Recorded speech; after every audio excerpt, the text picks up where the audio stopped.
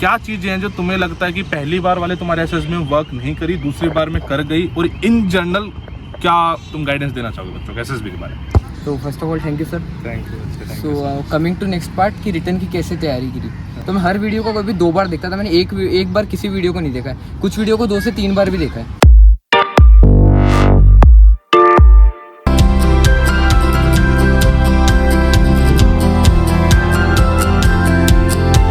हाँ जी, तो क्या हाल है आपके? मैं सुमित कुमार एक बार फिर से आपका स्वागत करता हूँ फतेह के इस नए एपिसोड में। तो हम आए हैं वेस्टर्न कमांड एयरफोर्स, यहाँ पे क्रिश का मेडिकल था तो यहीं पर आ गए हम। वही बात है ना, इंटरव्यू लेने के लिए कहीं तक भी पहुँच जाते हैं। तो भाई ज़बरदस्त है मामला, क्रिश का ही सब कुछ। तो भाई हम जानेंगे कि क्रिश की क्या स्टोरी है। मेरा ऐसा मानना है हर बंदे की अपनी खुद की स्टोरी होती है। क्रिश की स्टोरी भी काफ़ी इंस्पायरिंग है। पहले नॉर्मल स्कूल, फिर सैनिक स्कूल, फिर एक बार कॉन्फ्रेंस आउट, एंड फिर फाइनली रिकमेंडेड, एंड लड़का अपना पायलट बनेगा। तो सब कुछ जानेंगे, वीडियो को एंड तक देखना तो आपको सब कुछ पता लगेगा और आप बहुत कुछ ना रिलेट कर पाओगे अपने आप से कि अच्छा यार मैंने भी तो गलती की थी, इस वजह से मेरा नहीं हुआ रिटर्न या फिर एसएसबी। तो भाई क्रिश, सबसे पहले तो welcome to the Fateh episode. तो क्या तुमने इससे पहले कोई फतेह का एपिसोड देखा था? हाँ सर, देखा है। कौन इससे पहले 148 वाले जितने वीडियोस थे वो सब देख के मैं मोटिवेट हुआ हूँ। जितना भी मुझे एनर्जी मिली है, थोड़ा गाइडेंस मिला है, मोटिवेशन मिला है, सब वहीं से मिला है। अच्छा चलो भाई, बहुत ही बेहतरीन। तो चलो फाइनली तुम्हारे फतेह एपिसोड शूट हो रहा है। तो हम ना स्टेप वाइज बात करेंगे क्रिश। तो सबसे पहले लेट्स कम टू रिटर्न। तो रिटर्न में मतलब तुमने कब से स्टार्ट करा रिटर्न की तैयारी, और क्या तुम्हारी स्ट्रेटेजी थी? तो सबसे पहले तो मैं अपने जर्नी में कंट्रीब्यूट करने के लिए अपने पेरेंट्स को, फैमिली को, टीचर्स को, सुमित सर, अर्पित सर, मेरे सैनिक स्कूल को फर्स्ट ऑफ ऑल बहुत बड़ा थैंक यू बोलना चाहूँगा कि इन सब के सपोर्ट के गाइडेंस के बिना कुछ भी अधूरा था ये सब। तो first of all thank you sir. Thank you. So coming to next part कि रिटर्न की कैसे तैयारी करी। तो रिटर्न के लिए सबसे बड़ी सर जो मैंने बताया, जैसे 11th में जब मैंने एडमिशन ली तब थोड़ा सा कोविड का टाइम चल रहा था। कोविड का टाइम में एकदम से सब कुछ स्टॉप हो गया था, एकदम से टेक्निक चेंज हो गई थी। तो तब मेरे जो सीनियर है, जो ऑलरेडी एनडीए में रिकमेंडेड था, एनडीए 147 कोर्स के लिए, तो उन्होंने मुझे इस यूट्यूब के बारे में बताया था कि यूट्यूब पे ऐसा ऐसा है। मैथ्स के लिए अर्पित सर है, गेट के लिए, जीएस के लिए आपका चैनल है लर्न विद सुमित। तो फिर मैंने आप लोगों के कुछ लेक्चर्स देखे, पहले समझा कि मैं कंपैटिबल हो गया सर से। तो फिर मुझे सब सही लगा, तो फिर मैंने ये लेक्चर्स करना फॉलो कर दिया। जीएस और मैथ्स मैंने ऑनलाइन पढ़ना शुरू कर दिया। साइंस के लिए मैंने दिशा की पब्लिकेशन की बुक यूज़ की, उससे मैं थ्योरेटिकल नॉलेज ली और प्रीवियस ईयर पे फोकस किया। और इंग्लिश के लिए मैं प्रीवियस ईयर वगैरह लर्न कर लेता था और थोड़े बहुत प्रीवियस ईयर के सॉल्विंग की वीडियो देख लेता था। ओके वैसे तुम्हारा मतलब स्कूल का बेस कैसे था? वैसे मतलब स्कूल में जो तुमने मतलब अप टू 10th तुम कैसे स्टूडेंट थे? हाँ सर, 10th तक के मतलब मैं ऐसा नहीं था कि एकदम मैं टॉपर्स वाले इसमें था। मीडियोकर था, मतलब कि ठीक है 80-90% वाले सीन में था। ओके। ऐसा कुछ नहीं है कि बहुत ज़्यादा ही कुछ पढ़ाई करता था, सब बैलेंस रखा था, सब कुछ ठीक था। ओके। और उसके बाद लेकिन अब यहाँ से एक्सट्रीमली मैंने वो पढ़ाई पे फोकस करना, अपने करियर ओरिएंटेड चीज़ें शुरू कर दी थी। तो स्पेशली फर्स्ट ऑफ ऑल मुझे अपने सीनियर से गाइडेंस मिल गया कि करना क्या है, क्यों करना है। वो आंसर तो हमेशा अंदर से आता है कि क्यों करना है, वो खुद का मोटिवेशन होना चाहिए, वो कोई मोटिवेट नहीं कर सकता। ये बात तो है, तुम ठीक कह रहे हो कि भाई जो एनडी की जो बच्चा तैयारी कर रहा है ना, अगर कोई बच्चा किसी के दबाव में आके कर रहा है, पेरेंट्स के कहने पे कर रहा है, तो फिर एनडी उसके लिए बना नहीं है। फिर वो आईआईटी, नीट, ये सब चीज़ें करे। एनडी में अगर बच्चे का पैशन है तो करेगा, वरना एनडी नहीं करेगा। और हमारी सक्सेस इस चीज़ में है, जैसा कि बताया कृष्ण, कि जब एकेडमी के बंदे रिकमेंड करें ना, तो मुझे लगता है कि हाँ भाई यहाँ पे मतलब कुछ अभी कुछ अल्टीमेटली वहीं से पूछ रहा था, तो इसको भी वहीं से रिकमेंडेशन मिली। तो ये मेरे लिए बहुत बड़ी बात है कि एकेडमी के बच्चे, जो कि मुझे एक्चुअली पता भी नहीं है, मैंने कभी उनका इंटरव्यू नहीं लिया, फिर भी मुझे रिकमेंड करे, कहीं ना कहीं से वो पढ़े हैं। तो फिर तुमने पढ़ना शुरू कर दिया भाई मैथ का और जीएस का। सबसे बड़ा सर एक जो मैं सबसे इंपॉर्टेंट इसमें मानता हूँ कि हमें कभी ना लॉन्ग गोल नहीं रखना चाहिए। सपोज कि बहुत लोग सोचते हैं कि मुझे सितंबर में रिटर्न क्लियर करना है, बट इसको जर्नी को आपको शॉर्ट गोल्स में डिवाइड करना पड़ेगा। ये महीना है, ये महीने का मेरा ये टारगेट है कि मुझे मॉडर्न हिस्ट्री फिनिश करनी है, मैथ से मुझे अलजेब्रा वाला पार्ट फिनिश करना है। फिर उसको तुमको वीकली ब्रेक डाउन करना पड़ेगा कि वीकली, तब तुम अपने आप पे नज़र रख पाओगे कि हाँ मैं सही जा रहा हूँ, नहीं जा रहा हूँ। तुम अगर एकदम लॉन्ग टर्म सोचोगे कि मुझे यहाँ पे फिनिश करना है, सितंबर में रिटर्न क्लियर करना है, तो तुमको प्रॉपर कभी गाइडेंस नहीं मिलेगा। तुम एक टीचर की, तुमको वीडियोस पता है, ये वीडियोस है, ये मुझे करना है, तो तुमने शॉर्टली अपने आप को डिवाइड कर दिया। सुबह उठ के तुम एक छोटा सा मेडिटेशन कर रहे हो, अपने दिन के टारगेट्स तुम्हारे पास सेट है, अब तुमको पता है करना क्या है, क्यों करना है बता दिया सर, जैसे कि अंदर का मोटिवेशन है। और फिर तुम मेहनत करोगे, कंसिस्टेंटली करोगे, प्रॉपर डायरेक्शन तुम्हारे पास करते जाओगे, तो ऑफकोर्स तुमको रिजल्ट मिलेंगे। तो तुमने यूट्यूब मतलब पढ़ने का तरीका क्या होता था? यूट्यूब वीडियो कैसे देखते सर थे? पढ़ने का तरीका ऐसे ही था। सबसे पहले मैं एक जैसे जीएस का पार्ट था, तो जीएस में होता है कि आपको समझना है, ज्योग्राफी तो कंसेप्ट समझना है, हिस्ट्री है तो कहानी समझनी है। तो मैं हर वीडियो को कभी 2 बार देखता था। मैंने एक बार किसी वीडियो को नहीं देखा है, कुछ वीडियो को 2 से 3 बार भी देखा है। क्योंकि सबसे पहला काम होता है मेरा कि मैं अगर ज्योग्राफी देख रहा हूँ तो मैं कंसेप्ट समझूंगा पहली बार में, हिस्ट्री देख रहा हूँ तो मैं कहानी समझूंगा। अगर मुझे कहानी और कंसेप्ट पता चल गया तो सेकंड टाइम जब मैं वीडियो देख रहा हूँ तो मेरा रिवाइज भी हो रहा है, प्लस मैं अपने नोट्स बना पा रहा हूँ अच्छे से नॉलेज के साथ और मेरी पर्सनल अंडरस्टैंडिंग के साथ। तो वो नोट्स मुझे हमेशा लाइफ टाइम काम में आएंगे, चाहे वो किसी मोमेंट पे। तो मैं ऐसे किसी वीडियो को मैक्सिमम मल्टीपल टाइम देखता था, फिर खुद के नोट्स बनाता और फिर अगले 7 दिन रोज़ मॉर्निंग में एटलीस्ट 10 या 15 दिन देके 10 या 15 मिनट में उस नोट्स को रिवाइज करता, ताकि मैं आगे जाते आते पीछे वाले को ब्लैंक आउट ना कर पाऊँ। मतलब एकदम परफेक्ट है, ऐसा ही होना चाहिए। मतलब कोई इफ एंड बट नहीं है, जैसा कृष्ण ने बताया ना, बिल्कुल बेस्ट स्ट्रेटेजी है ये, इससे बेस्ट कुछ नहीं हो सकता। इस बच्चे का बेस नहीं है, पहले उसको थोड़ा सा बेस बनाना चाहिए, जिसके लिए इसने वीडियोस देखी, एक बेस बन गया उसका। अब बेस के बाद वाली बात थी सारी कि भाई अब बेस बन चुका है, अब उसको रिमेंबर करना है, तो उसने नोट्स बनाए खुद के और फिर हर रोज उसको रिवाइज कर रहा है। मैं कह रहा हूँ इससे बेहतरीन कुछ नहीं हो सकता। This is like ideal.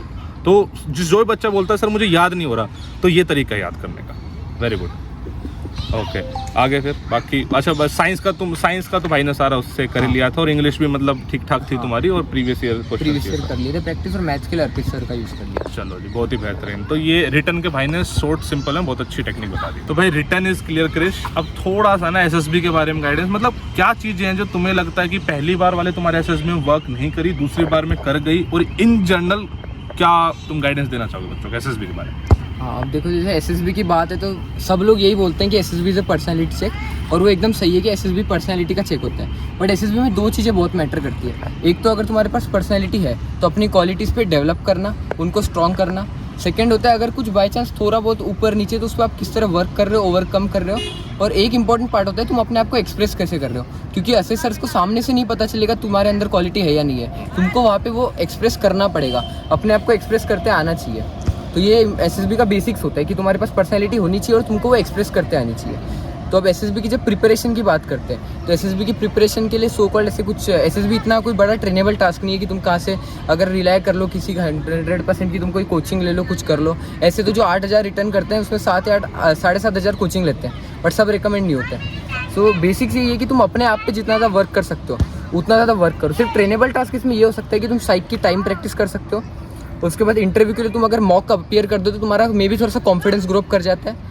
और जीटीओ में अगर तुम थोड़ा बहुत ग्रुप में इन्वॉल्व हो, तुम डेली लाइफ को अपना ऑब्जर्व करना शुरू कर दो। जैसे तुम्हारे आजू बाजू जो लोग रह रहे हैं तो तुम उन लोगों को ऑब्जर्व करो कि उनकी मेंटालिटी कैसी है, किसी टॉपिक पे वो किस तरह सोचते हैं। अगर तुमको घर पे कोई टास्क मिल रहा है या तुम किधर इंस्टीट्यूशन में, तो उधर कोई टास्क मिल रहा है तो उसको एक एज ऑफिसर सोच के पूरा करो।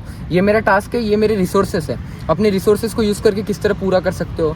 फिर जब लीडरशिप की बात आती है तो तुम जब भी कमांड देने का मौका मिले तुम पीछे नहीं हटना चाहिए। जब भी तुम्हें कमांड मिलता है, जैसे मोस्टली यहाँ पे 11th-12th के स्टूडेंट्स होंगे, तो जब भी कोई एक्स्ट्रा करिकुलर एक्टिविटी होती है, कभी भी स्टेज की बारी आती है, हाथ एकदम ऊपर होना चाहिए। आप जाओ स्टेज पे जाओगे तब आपको पता चलेगा, ऑडियंस में बैठ के कभी इंप्रूवमेंट नहीं हो सकती।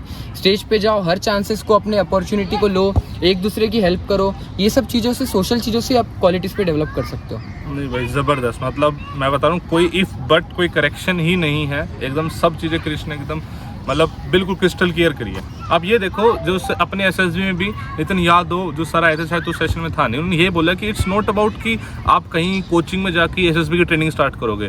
यहाँ पे आपके आसपास क्या है, कौन कौन सी चीज़ें हैं। जैसे दिल्ली में बच्चे आए थे ऑफलाइन वाले, तो उन्होंने ये पूछा था कि बताओ कि यहाँ पे नज़दीक पुलिस स्टेशन कौन सा है, अगर आपके यहाँ पे चोरी हो जाए तो आप कहाँ रिपोर्ट करोगे, कैसे करोगे। मतलब वो यही कह रहे थे जो कृष्ण ने बताया कि अपनी नॉर्मल एक्टिविटीज में सोचो कि एज ऑफिसर आप कैसा बिहेव करते हैं, और जब ये चीज़ आप over a period of time regular करोगे ना तो हैबिट बन जाएगी, आपकी पर्सनैलिटी ऑटोमेटिकली इंप्रूव होना स्टार्ट हो जाएगी। स्टेज की बात इसने करी, स्टेज मतलब ऑडियंस में बैठ के देखना, कमी निकालना एंड सोचना मैं ऐसा कर दूंगा इज टोटली डिफरेंट, और उस चीज़ को सामने से फेस करना, गलतियाँ करना, उनको सुधारना, इम्प्रूव करना, और फिर वो अपने पर्सनैलिटी में अपने आप इनकलकेट होनी स्टार्ट हो जाती है। तो मतलब एकदम परफेक्ट चीज़ें हैं। एक एसएसबी में ये और बताओ कि फर्स्ट टाइम में क्यों नहीं निकला, क्या मतलब क्या कमी रही तुम्हारे? फर्स्ट टाइम में जितना मैंने अपने आप को असिस्ट किया, फर्स्ट टाइम भी मेरा डाउट टेस्ट था, मैं बहुत क्लोज जा पाया। बट जो पहली सबसे ज़्यादा गलती थी, मैं खुद एक्सेप्ट करता हूँ बहुत बड़ी, कि मैं थोड़ा सा फर्स्ट टाइम में अपने ओवर कॉन्फिडेंट था, क्योंकि मैं सैनिक स्कूल से था, वहाँ पे मैं कैडेट कैप्टन था। फिर मैं बहुत मतलब ग्रुप में अपने आप को थोड़ा सा बाकियों से सुपीरियर समझ रहा था, जो एक बहुत बड़ी मिस्टेक है, और ऐसे ऑफिसर्स एक्सेप्टेबल नहीं होंगे ऑफकोर्स फोर्सेस में। आपको अपने ग्रुप वालों को साथ में लेके आगे बढ़ना होता है, और ये सबसे पहली रिक्वायरमेंट है अगर आपको फौज में ऑफिसर बनना है तो। तो फिर यही मेरी चीज़ थी कि मैं थोड़ा सा ओवर कॉन्फिडेंट था। कुछ टास्क को मैंने आखिरी में थोड़ा सा कैजुअली लेना शुरू कर दिया था। और एसएसबी में बहुत लोग बोलते हैं कि अपना खुद का जजमेंट बनाते हैं, ये टास्क इतना इंपॉर्टेंट है, ये इतना नहीं है। बट हर टास्क का एसएसबी के अंदर एक इंडिविजुअल उसका इंपॉर्टेंस है, और वो इंपॉर्टेंट समझ के हर टास्क को उतने इंपॉर्टेंस से करना ज़रूरी है। तो ये मैंने कुछ छोटी मोटी गलती की थी, इन पर मैंने ओवर पावर किया। पर्सनैलिटी तो देखो 4 महीने मेरे 2 इंटरव्यू हैं, 4 महीने मेरी पर्सनैलिटी में कोई चेंज नहीं आया। पर्सनैलिटी वही थी, बट मैंने अपना जिस तरीके से मैंने पहले इसमें एक्सप्रेस किया और सेकंड इसमें एक्सप्रेस किया, वो एक्सप्रेस में डिफरेंस था। और ये एक्सप्रेस डेफिनेटली बहुत अच्छा था, इसमें कॉन्फिडेंट था अपने अप्रोच से, और मैंने अपने आप को डिलीवर किया जो मेरे अंदर था। और सबसे इंपॉर्टेंट, मैं फर्स्ट इसमें बहुत रिजल्ट ओरिएंटेड काम कर रहा था। मैं कुछ भी देने से पहले ऑफिसर के बारे में सोचता था कि ऑफिसर क्या सोच रहा है मेरे बारे में। बट सेकंड इसमें मैं हर टास्क को एंजॉय कर रहा था और उस टास्क में था। तो इससे मेरी स्टोरीज़ की लेवल, अपने सॉल्यूशंस का लेवल सब अपने आप इंप्रूव होते गया। Very good Krish. तो मतलब आप देख रहे सकते हो, मतलब मेरे हिसाब से तो कुछ भी ऐसा है नहीं एक पॉइंट व्यू जो मैं ऐड कर सकूं। मतलब सब कुछ इट्स लाइक परफेक्ट। मेडिकल्स में क्या कुछ खास तुमने किया या नॉर्मल, मतलब कुछ भी, जैसे अभी तो चल भी रहा है तुम्हारे मेडिकल? मेडिकल्स में से कुछ खास कराया नहीं था, बस एक बेसिक मेडिकल्स मैंने करवा रखे थे ऑलरेडी। कुछ ब्लड के सैंपल्स और यूरिन के सैंपल, कुछ नॉर्मल टेस्ट, एक्सरेज वगैरह करवा रखे थे। यहाँ पे वही होता है, मेडिकल बहुत बच्चे होते हैं कि मेडिकल के बारे में पहले से टेंशन लेते हैं। एनडीए में फर्स्ट ऑफ ऑल आगे जाना है तो आप स्टेप बाय स्टेप चलो। सही बात। पहले आप एनडीए रिटर्न पे फोकस करो, फिर इंटरव्यू पे फोकस करो। हाँ, अगर कोई छोटी मोटी चीज़ आपको पता है कि यार ये मुझे ऑलरेडी प्रॉब्लम है और ये आगे कहीं ना कहीं आएगी, तो आप उसका ट्रीटमेंट करा लो। बट उसके बारे में सोच के आप टेंशन लेके अपना टाइम वेस्ट करने में कोई पॉइंट नहीं है। स्टेप बाय स्टेप चलो। मेडिकल में भी आपको टाइम मिलता है। होपफुली आप अगर अच्छे हैं आपकी बॉडी फिजिकली, आप अच्छा खाना ज़रूर खाओ। ये कर सकते हो, अच्छा खाना खाओ, फिजिकली अपने आप को मेंटेन करो। ये एज एकदम यंग एज है, अपने आप को जितना फिजिकली फिट करोगे, अच्छा खाना खाओगे तो वैसे ही फिट रहोगे। और इसके बाद भी अगर कोई प्रॉब्लम आता है तो मेडिकल बोर्ड्स आपको टाइम देते हैं ठीक करने के लिए उतना। तो इसके बारे में ज़्यादा पैनिक नहीं करते हुए, जो टेस्ट होते हैं नॉर्मल अपना बॉडी का चेकअप होता है, तो उस पर बस फोकस करो। सही है, मतलब ये बात बिल्कुल ठीक कह रहा है क्रिश कि आज से टाइम वेस्ट करने का कोई फायदा नहीं है। आप सबसे पहला स्टेप रिटर्न क्लियर करना है। बिना रिटर्न के आप एसएसबी नहीं जाओगे, बिना एसएसबी रिकमेंडेशन का आपको मेडिकल कराने का मौका नहीं मिलेगा। तो पहले उन चीज़ों के लिए परफेक्ट होनी चाहिए, then only you will be able to think about your actual medicals. और बाकी बेसिक मेडिकल टेस्ट आप करा सकते हो, उसमें कुछ वो नहीं है। और बस मेरे हिसाब से तो सब कुछ ठीक है। और कुछ तुम एडिशन, कुछ बच्चों को इन जनरल बोलना चाहो? और कुछ अब इसमें थोड़ा सा मैं एसएसबी में अगर एक दो चीज़ ऐड कर दूँ, जैसे सपोज अब तुमको, जैसे मैंने बोला कि सोशल लाइफ को एक्सेप्ट करो, देखो तो इसमें एक डिफरेंस होता है। जैसे सपोज आप टीईटी में एक पिक्चर देख रहे हो, तो एक नॉर्मल बंदा अगर थिंक कर रहा है तो पिक्चर का सोल्यूशन देख रहा है, किसी बंदे को सक्सेसफुल बना दे रहा है। यही अगर एक तुम ऑफिसर के जैसे सोचोगे तो तुम उस आदमी को सक्सेसफुल बनाने के बाद क्या कर सकते हो? तुम कुछ वेबिनार्स कंडक्ट करोगे, तुम अपने साथ वालों को और भी लोगों को, यंग लोगों को मोटिवेट करते हो, अपने लोकेलिटी के आगे लेके जाते हो। तो यही है जो मैं माइंडसेट बोल रहा था, ये तुम्हारी सोशल लाइफ से आएगा। तुम जब सोशल लाइफ में देखोगे आसपास के लोगों को कि बंदा सक्सेसफुल होने के बाद आता है हमारे सेमिनार्स। अब जैसे सर खुद है, सर ने अभी वो अचीव कर लिया एनडीए के फेम में, तो वो क्या कर रहे हैं और वेबिनार्स वगैरह करा के मोटिवेट कर रहे हैं। तो यही एक आप सोशली एक दूसरे को एक्सेप्ट करके ये चीज़ें सीख सकते हो, और ये से वहाँ पे माइंडसेट में काम में आएगा। और ओवरऑल अगर मैं बोलूँ, ये देखो एक लॉन्ग जर्नी है, लंबा मैराथन है। ऐसा कोई 100 मीटर का वो नहीं है कि आपने एकदम से 2 दिन में पूरी जान लगा दी और उसके बाद आप नहीं भाग पा रहे हो। आपको कंसिस्टेंसी मेंटेन करनी पड़ेगी। जैसे मैंने बोला, छोटे छोटे गोल बनाओ, पूरा करो। जब तक दिन का गोल पूरा नहीं होता आपको नींद नहीं आनी चाहिए, वरना आप अपने आप को एक ट्रू एस्पिरेंट बोलना बंद कर दो। सिंपल है, अपने छोटे गोल बनाओ, कंसिस्टेंटली पूरा करो। थोड़ा सा टाइम रिलैक्स भी करो, जैसे हफ्ते में एक टाइम निकालोगे, आप थोड़ा सा रिलैक्स करो। बट वो रिलैक्सेशन भी इस फ्रेम से बाहर नहीं होना चाहिए, ताकि आपका जो साइकोलॉजी वो डिस्टर्ब हो रहा है, इसी के अंदर रह के अपने फ्रेंड से अच्छा डिस्कशन कर लो। वो भी इसी का पार्ट होता है, रिलैक्सेशन वगैरह का। किसी अच्छे बंदे से इंटरेक्ट करो, इस तरह आगे जाते रहो। रिवीजन बहुत इंपॉर्टेंट है। बहुत लोग होते हैं आगे जाते जाते पीछे का ब्लैंक आउट करते हैं, तो आगे चलते चलते अपना पीछे का कलेक्ट करते हैं। जैसे मैंने बोला कि मॉर्निंग में अगर 10 मिनट भी दे दोगे ना, जो कल के दिन पढ़ा है उसको रिवाइज करने को, तो तुमको कॉन्फिडेंस आएगा कि यार मैं इतना पढ़ चुका हूँ, आज मैं इतना ऐड ऑन करूँगा। फिर तुम कल उसको फिर से रिवाइज करोगे।